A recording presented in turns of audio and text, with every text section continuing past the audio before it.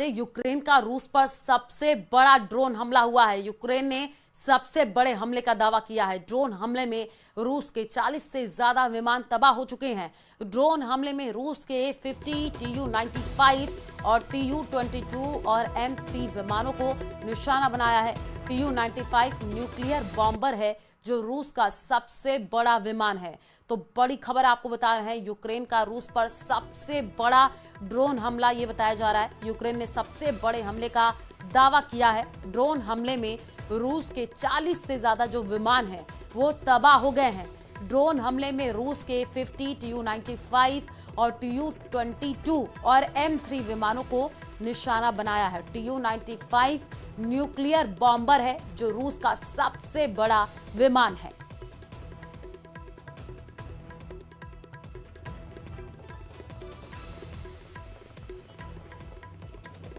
तो ये बड़ी खबर आपको इस वक्त बता रहे हैं। ड्रोन हमले में रूस के 40 से ज्यादा जो विमान हैं वो तबाह हो चुके हैं।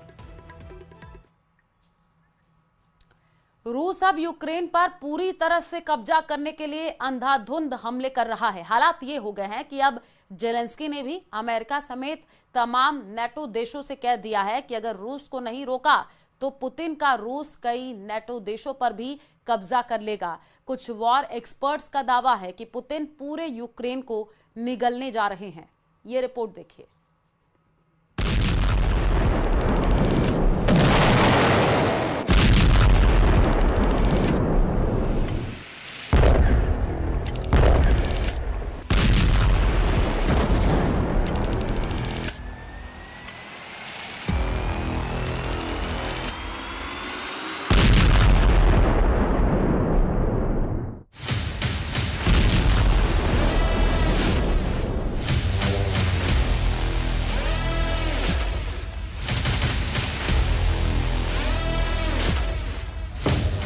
निगल लिए यूक्रेन के 51 शहर, रूस का खूनी तांडव।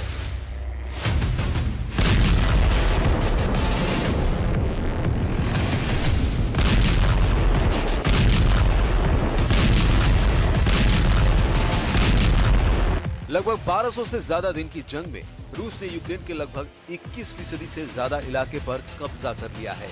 लेकिन उसके बाद भी पुतिन की रूसी सेना रुकने का नाम नहीं ले रही है। तुर्की में सीज फायर को लेकर हुई मीटिंग में कोई भी नतीजा नहीं निकला। राष्ट्रपति ट्रंप ने पूरा जोर लगाया कि किसी तरह से रूस और यूक्रेन के बीच सीज फायर हो जाए, लेकिन हुआ उल्टा। अब पुतिन की रूसी सेना ने यूक्रेन के 51 से ज्यादा शहरों पर चुन चुनकर हमले शुरू कर दिए हैं। पिछले 24 घंटे में पुतिन के सख्त आदेश पर रूसी सेना ने 24 घंटे के अंदर यूक्रेन पर 528 से ज्यादा धमाके किए हैं। दावा किया जा रहा है कि रूस ने बैलिस्टिक मिसाइलों, शाही ड्रोन और क्रूज मिसाइलों से यूक्रेनी शहरों पर कयामती हमले किए हैं। रूस ने हवाई और जमीनी दोनों हमलों को काफी तेज कर दिया है। वॉर एक्सपर्ट्स के मुताबिक सीज फायर वार्ता बेनतीजा निकलने के बाद से यूक्रेन पर रूस ने 40% से ज्यादा हमले अब तक किए हैं। कुछ रिपोर्ट्स में दावा किया गया है कि अब पुतिन आधे यूक्रेन पर नहीं बल्कि पूरे यूक्रेन पर कब्जा करने की कोशिश में लगे हैं। इधर जेलेंस्की को ट्रंप की तरफ से मिला जंगी धोखा पूरे यूक्रेन पर भारी साबित हो रहा है। नहीं रुकेगी जंग, यूक्रेन के 5 प्रांतों पर कब्जा। रूस यूक्रेन युद्ध को 3.5 साल होने जा रहे हैं। अमेरिका के राष्ट्रपति डोनाल्ड ट्रंप भले ही कहते रहे हों कि वो युद्ध रुकवा देंगे, लेकिन पुतिन ने कभी भी ट्रंप को सीरियसली नहीं लिया। पुतिन का मिशन पूरी तरह से यूक्रेन पर फोकस है। यही वजह है कि रूस 1200 दिन से ज्यादा की जंग में यूक्रेन को धुआं कर चुका है। पिछले 24 घंटे में जिस तरह से खौफनाक और खूनी हमले रूस ने यूक्रेन पर किए हैं, उसने जेलेंस्की की बोलती बंद कर दी है। यूक्रेन के 51 से ज्यादा शहरों और गांवों पर भीषण हमला किया है।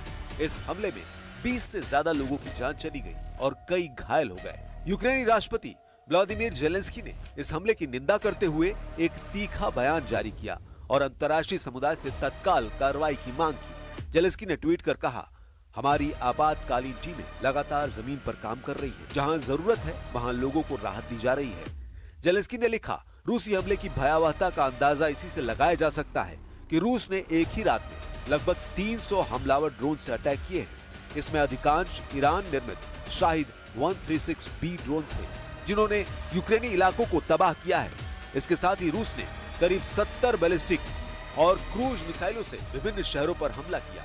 यूक्रेनी वायुसेना के मुताबिक रूस ने 14 इस्कंदर M और KN-23 बैलिस्टिक मिसाइलों से हमले किए हैं। इसके अलावा 250 हमलावर शाहिद ड्रोन से हमले किए गए हैं। यूक्रेनी सेना का दावा है कि उसने यूक्रेन की 6 बैलिस्टिक मिसाइलों और 128 ड्रोन को मार गिराया। रूसी हमलों से यूक्रेन की राजधानी कीव समेत Zhytomyr, Khmelnytskyi, Ternopil, Chernihiv, Sumy, Odesa, Poltava, Dnieper, Mykolaiv, Kharkiv और चरकासी क्षेत्र में भारी नुकसान हुआ है। And you and your team deal with a very stubborn Vladimir Putin. Yeah. Do you look and Zelensky? Yeah. But do you look at this Very conflict stubborn Zelensky too. any differently now? Like, do you look at this and see Putin as the good guy or the bad guy? So I've known him very well. आबादी नहीं, पूरे Ukraine पर कब्जा। UN के मुताबिक 3.5 साल की जंग में 30 लाख यूक्रेनी अपने ही देश में दूसरे ठिकानों पर जा चुके हैं, जबकि 60 लाख से ज्यादा यूक्रेनी विदेशों में शरण लिए हुए हैं। इधर पुतिन ने अमेरिका और यूक्रेन को साफ कह दिया है कि अगर सीज फायर चाहते हो तो यूक्रेन के कम से कम 5 प्रांत रूस के हवाले कर दो। हम आपको बता दें, रूस ने इन इलाकों पर हमले तेज कर दिए हैं जिन पर वो कब्जा करना चाहता है। अब आप ये जान लीजिए पुतिन सीज फायर किस शर्त पर करना चाहते हैं। रूसी सूत्रों के मुताबिक रूस ने यूक्रेन से 5 प्रांत देने को कहा है। रूस जिन 5 जगहों से यूक्रेन की आर्मी को हटाने पर तुला है वे हैं डोनेस्क, खेरसोन, खार्किव, ज़पोरिजिया और लुहांस्क। डोनेस्क एरिया में रशियन बोलने वालों का प्रतिशत ज्यादा है, जो खुद को रूस के करीब मानते हैं। आखिरी सेंसस के मुताबिक डोनेस्क की लगभग 75% जनसंख्या रूसी बोलती है। वे कल्चरली भी रूस से जुड़े हुए हैं। इसके अलावा साल 2014 में क्रीमिया के रूस में विलय के बाद यहाँ के लोग खुलकर मॉस्को के सपोर्ट में आने लगे। यूक्रेनी सेना और रूसी सपोर्टरों के बीच भारी जंग भी हो चुकी है। यूक्रेन का सर्वनाश, पुतिन के सीरियल अटैक शुरू। रूसी मिसाइलों के हमले, रूसी फाइटर जेट के हमले, रूसी ड्रोन के हमले, रूसी टैंक, तोप, रॉकेट से हमले यूक्रेनी सेना पर बेहद भारी पड़े हैं। इजराइल ने नए सिरे से हवाई हमले कर 3 देशों में कोहराम मचा दिया है। सीरिया में इजराइल ने 2 मिसाइल बेस पर बम बरसाए हैं। यमन में सना एयरपोर्ट पर इजराइल ने मिसाइलों के धमाके किए हैं।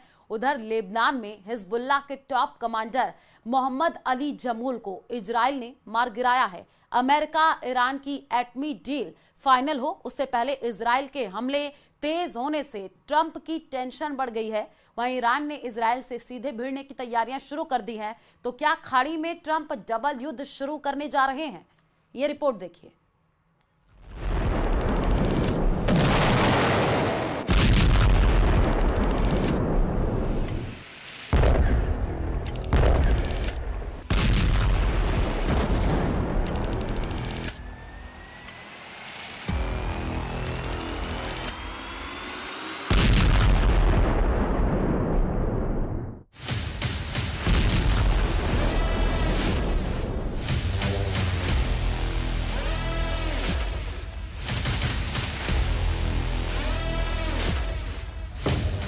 निगल लिए यूक्रेन के 51 शहर, रूस का खूनी तांडव।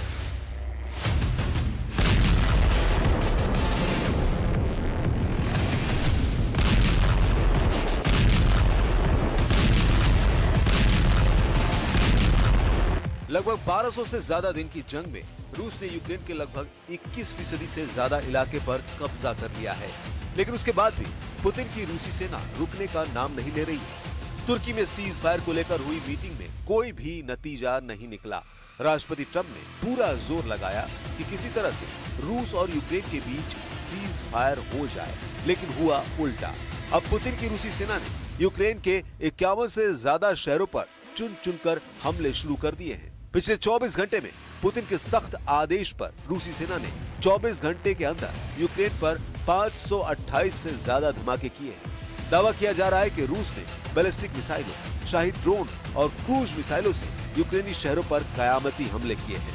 रूस ने हवाई और जमीनी दोनों हमलों को काफी तेज कर दिया है। वॉर एक्सपर्ट्स के मुताबिक सीज फायर वार्ता बेनतीजा निकलने के बाद से यूक्रेन पर रूस ने 40% से ज्यादा हमले अब तक किए हैं। कुछ रिपोर्ट्स में दावा किया गया है कि अब पुतिन आधे यूक्रेन पर नहीं बल्कि पूरे यूक्रेन पर कब्जा करने की कोशिश में लगे हैं।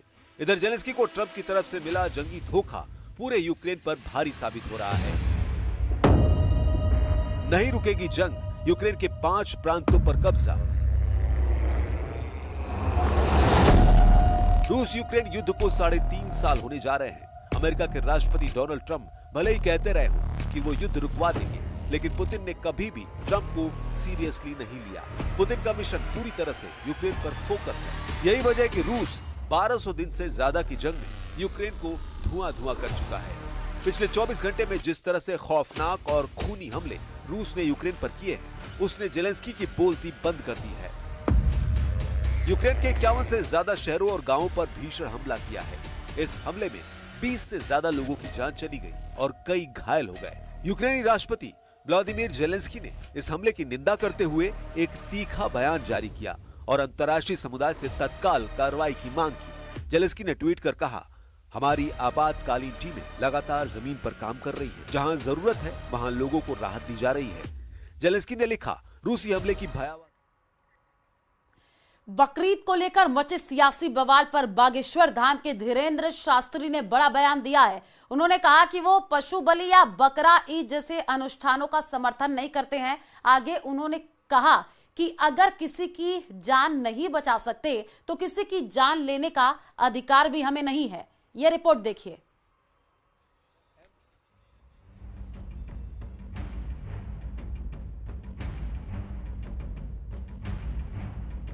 बकरीद से पहले देश भर में कुर्बानी को लेकर फिर विवाद खड़ा हो गया है। मध्य प्रदेश के छतरपुर में बागेश्वर धाम के धीरेन्द्र कृष्ण शास्त्री ने कुर्बानी पर सवाल उठा दिया है और किसी भी जानवर की बलि को हिंसा बताते हुए इसका विरोध किया है। जीव हिंसा किसी भी संप्रदाय में, किसी भी कल्चर में, किसी भी संस्कृति में, किसी भी मजहब में है, निश्चित रूप से वो निंदनीय है। वो किसी भी प्रकार से हो, हम बलि प्रथा के पक्ष में नहीं हैं। इस प्रकार से हम बकरीद के भी पक्ष में नहीं हैं। हम किसी को अगर जीवित नहीं कर सकते हैं तो मारने का अधिकार भी किसी को भी नहीं है। इसके सब्स्टिट्यूशन है। उस वक्त कोई ऐसी व्यवस्था रही होगी जब बकरे की कुर्बानी दी गई होगी। तो अब लेकिन उपाय हैं, उपचार हैं। अब समय बहुत बदला है। हम सब सभ्य हैं, सुशिक्षित हैं, इसलिए हमें लगता है जीव हिंसा को रोकना चाहिए। वहीं हैदराबाद में बीजेपी नेता टाइगर राजा सिंह भी इसे लेकर मुखर हैं और उन्होंने तो हैदराबाद के कुछ हिस्सों का नाम लेते हुए सोशल मीडिया एक्स साइट पर पोस्ट किया कि इन इलाकों में खुलेआम गाय के बछड़ों की बिक्री हो रही है। उन्होंने इसे बकरीद से भी जोड़ दिया और दावा किया कि उन्होंने खुद इन इलाकों का दौरा किया है और देखा कि गाय के बछड़ों को बेचा जा रहा है। उन्होंने पुलिस से एक्शन की मांग की, नहीं तो चेतावनी दी कि मामला आगे बढ़ सकता है। साथ ही विश्व हिंदू परिषद ने भी कुर्बानी को एक बर्बर परंपरा करार दिया। अभी जैसे मैंने कहा है कि 7 जून के दिन हजारों की लाखों की संख्या में हैदराबाद पार्लियामेंट क्षेत्र में, जहां का सांसद असदुद्दीन ओवैसी है और उसी का भाई अकबरुद्दीन ओवैसी विधायक है, इसके 7 विधायक है और 40 से अधिक कॉर्पोरेटर हैं। इन्हीं के विधानसभाओं में, इन्हीं के डिवीजन में किस प्रकार से जो खेती में काम आने वाले बहुत ही सुंदर, अच्छे, हेल्दी नंदी भगवान, जिसको हम भगवान कहते हैं और ये लोग बैल कहते हैं, किस तरह से बकरीद के दिन काटने के लिए खुलेआम रोड पर बेचा जा रहा है। इस वर्ष ईद पर 2 करोड़ मासूम पशुओं की कुर्बानी दी जाएगी, यह आशंका व्यक्त की जा रही है। संपूर्ण देश में बेचैनी है। पूरे देश को अनुभव है कि बकरीद के अवसर पर कितनी ही सड़कें खून से रंग जाती हैं। मांस और खून जगह जगह बिखरा पड़ा होता है।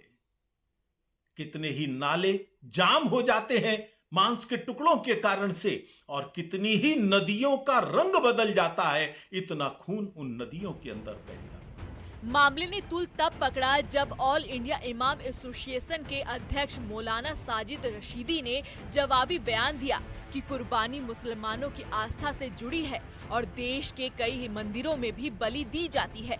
साथ ही उन्होंने आरोप लगाया कि कुछ लोग जानबूझकर हिंदू मुस्लिम के नाम पर देश को बांटने की कोशिश कर रहे हैं। विश्व हिंदू परिषद की तरफ से एक प्रेस रिलीज देखी जिसमें उन्होंने हमारी कुर्बानी को क्रूरता और हिंसा जैसे शब्दों से व्याख्यात किया है। मैं उनको बता देना चाहता हूं, यह हमारी आस्था है और कुरान में कई जगह कुर्बानी का जिक्र है और आप अगर सही से वेद पढ़ लेते तो आपको अंदाजा होता कि बलि आपकी यहां भी महत्व रखती है। ये राजनीति इसी तरह से जानबूझकर की जाती है ताकि विकास से संबंधित सवाल नहीं पूछे जाएं। मेरी सड़क क्यों नहीं बनी ये पूछने की टाइम ही नहीं हो, वो नैरेटिव में आए ही नहीं। नौकरी क्यों नहीं लगी ये बात ही ना हो।